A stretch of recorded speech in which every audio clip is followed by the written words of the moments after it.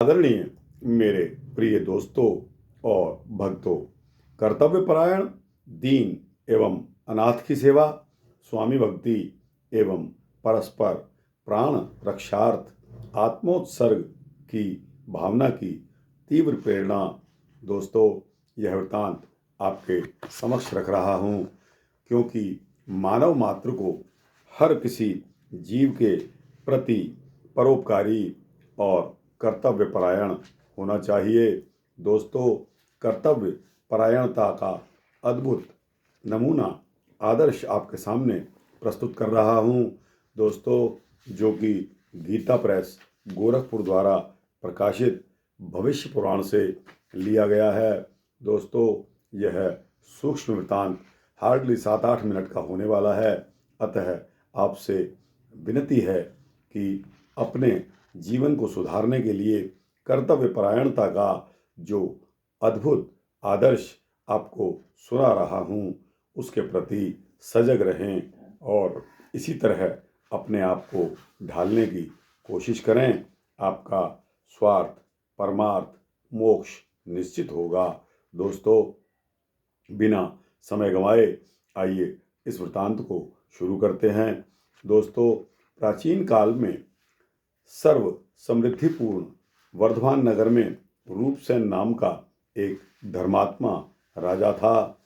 एक दिन उसके दरबार में वीरवर नाम का एक गुणी व्यक्ति अपनी पत्नी, कन्या और पुत्र के साथ वृत्ति के लिए उपस्थित हुआ।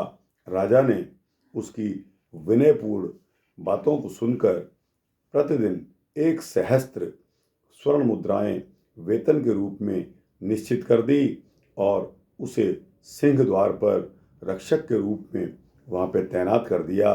दोस्तों, दूसरे दिन राजा ने अपने गुप्तचरों द्वारा यह पता लगवाया कि वह अपना अधिकांश द्रव्य यज्ञ, तीर्थ, शिव विष्णु के मंदिरों में और आराधना कार्यों में तथा साधु ब्राह्मण एवं अनाथों में वितरित अत्यल्प शेष से अपने परिजनों का पालन करता है। इससे राजा ने प्रसन्न होकर उसकी नियुक्ति पूर्ण रूप से, स्थायी रूप से कर दी। दोस्तों, एक दिन की बात है कि आधी रात में मूसलाधार वृष्टि, बादलों की गरज, विद्युत एवं झंझावत से रात्रि की विभीषिका सीमा स्पर्श कर रही थी। शमशान से किसी नारी के रोने के आवाज़ आ रही थी। दोस्तों, उस करुण क्रंदन की ध्वनि राजा के कानों में पड़ी।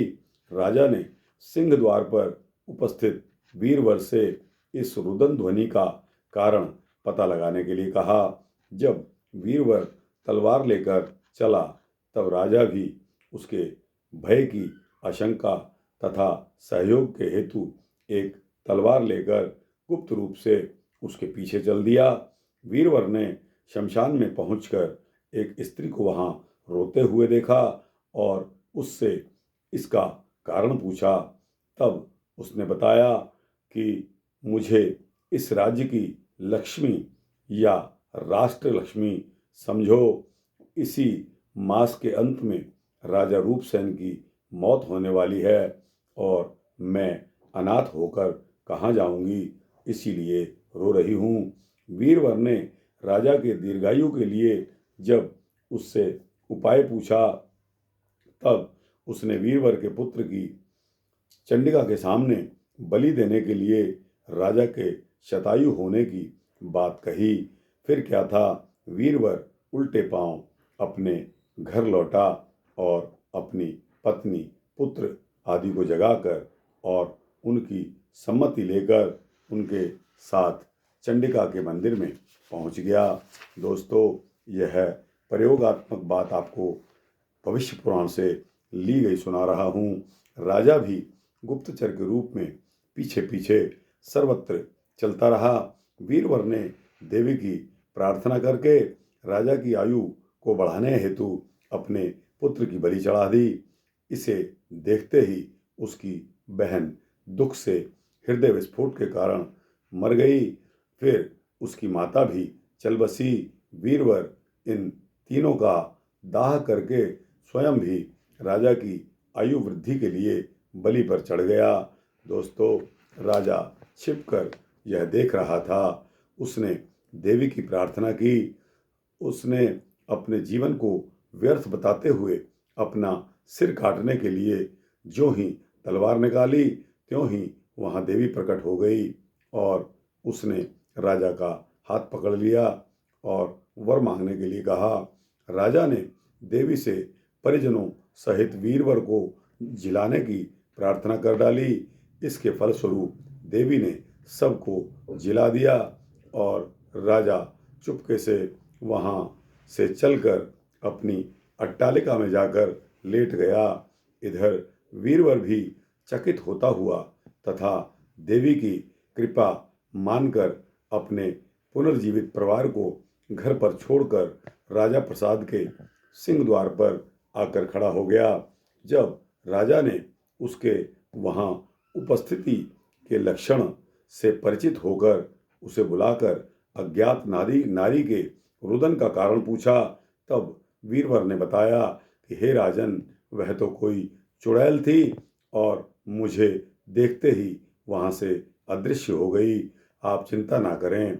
इस पर राजा ने मन ही मन उसकी धीरता और स्वामी भक्ति की प्रशंसा की और प्रातःकाल सारी बात को अपने सभासदों से बताकर वीरवर को पुत्र सहित कर्नाट एवं लाट देश यानी आजकल जो महाराष्ट्र और गुजरात हैं, यहाँ का अधिपति बना दिया। उन्होंने वीरवर को अपने समान शक्तिशाली बनाकर अपनी मैत्री की दृढ़ता का निश्चय दिया।